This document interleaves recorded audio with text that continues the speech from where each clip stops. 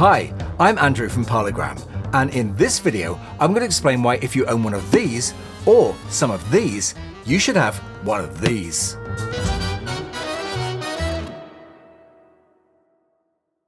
Although I enjoy listening to 50s and 60s music in stereo, there's something special about hearing a song exactly as it was originally mixed back then, which was usually in mono. However, getting good sound out of vintage mono vinyl isn't easy.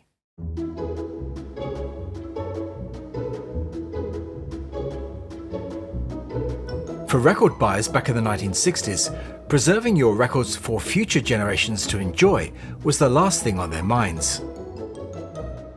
They lived for the moment and did exactly what you were meant to do with records: play them and enjoy them.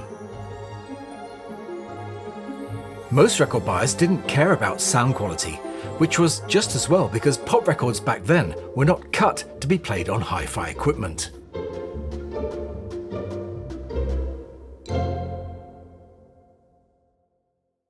Fortunately, with the Beatles, we have things like this, the outstanding and now newly reissued mono vinyl box set.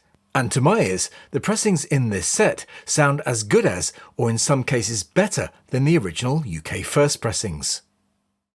Now, if you, like me, love these albums, it's understandable that you might want to explore ways of enhancing your enjoyment of them, and perhaps experience something new.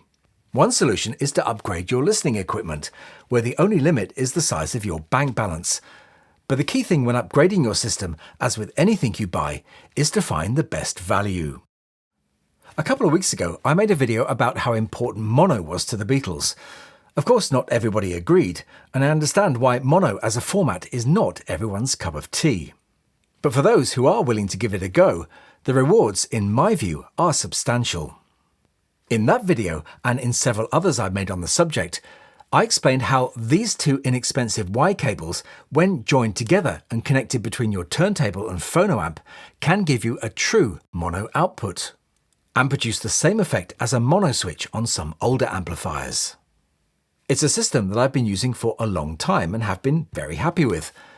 But a few months ago, when I visited my friend Eric and his incredible collection of vintage turntables and equipment, he played me some mono records using his mono cartridges, and I was blown away by what I heard.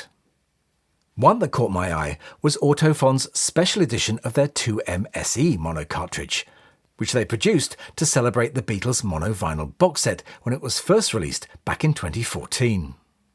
So with that in mind, I decided to reach out to Autofon to see if they would let me try one of their mono cartridges, and to my delight, they sent me this.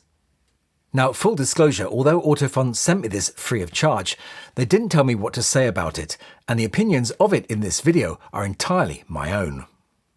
This is the Autofon 2M mono cartridge. It's a moving magnet cartridge based on their popular 2M model. But how does it work? A stereo record contains the left and right information on two opposing groove walls that are angled at 45 degrees. This contains both lateral and vertical information, which a stereo cartridge is designed to read. A mono record, on the other hand, contains only one signal that corresponds to both left and right channels, which are cut in the lateral direction only. The coil within the cartridge detects the lateral movements of the stylus, which makes the mono signal. The 2M mono cartridge has a strapped output, meaning that it sends the same signal to both pole pins at the rear of the cartridge. This means that regardless of the equipment you use after the cartridge, you'll get true mono reproduction out of your speakers. This is, of course, different from the mono signal produced by the Y cable method, which sums the signal into mono at a later stage. Another critical feature of true mono reproduction is the size of the stylus tip.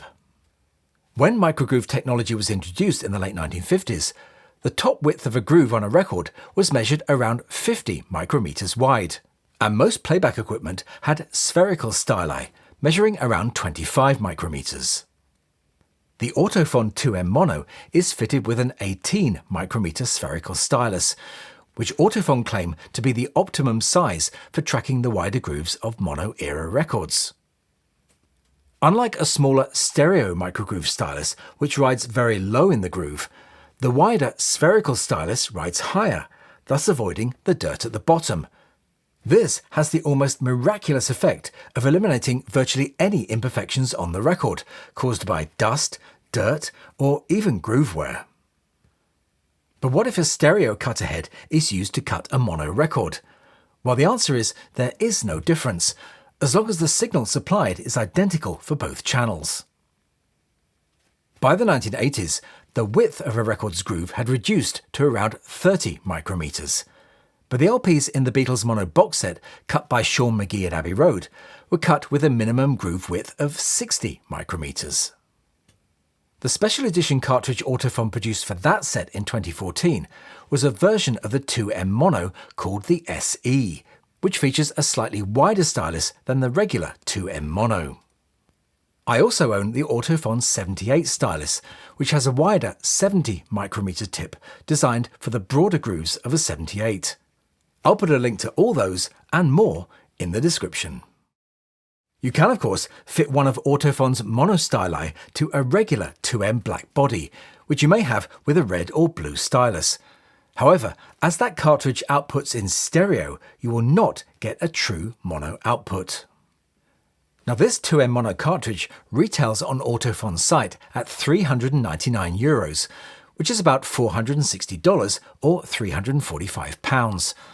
Now, that's quite a chunk of change just to play some old vinyl which you can hear using a regular cartridge and stylus. So does a mono cartridge really make that much of a difference? Well, to find out, I had to do a bit of switching around on my system. My first job was to remove my wonderful moving coil cartridge, which is the Stratos from Pure Fidelity, which I left inside its SME head shell. I then fitted the 2M mono to a separate Autophon head shell, which I bought from Amazon for €49. And that slotted perfectly into my SME 3009 arm.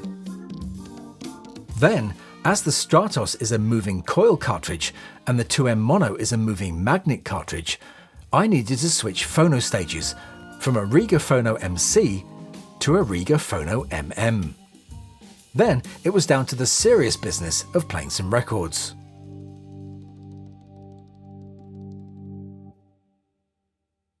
Listening to a mono record with a regular stereo stylus is a bit like watching a black and white film on VHS.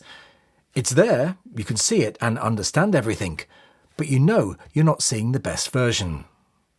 A Y cable or mono button may bring it up to DVD standard, but it's not until you hear it using a true mono cartridge and stylus that it becomes 4K Ultra HD. Suddenly, my old worn-out 45s sounded so much better. There was a significant reduction and in some cases elimination of surface noise, crackle, distortion and sibilance, which was replaced by a clean, clear and focused sound. I can take almost any single from my collection, no matter how dirty, battered or groove-worn it is, and the 2M mono makes it sound better. Mono records I've nearly thrown away because they were unlistenable using a regular stereo cartridge have now been brought back to life, and now I want to listen to every single one. I listened to my original 1960s mono albums with renewed appreciation. Inner groove distortion, which plagues so many vintage mono albums, is virtually eliminated, and ones I always struggled to listen to have been given a new lease of life with this cartridge. Now, unfortunately, YouTube's copyright restrictions prevent me from playing you any lengthy samples, but I'll see if I can squeeze a few in. I am a little tin soldier that wants to jump into your fire. If I put my hand upon her leg, she'd hit me with a rope. But one of these days, I'm gonna ask her, girl, what you doing this Saturday night? I thought you'd listen to my reasoning. Well, I don't care what the whole world thinks. She loves the monkeys, Uncle. Lightning striking again. Baby, I feel good from the moment I rise. Tell me, tell star, high up above.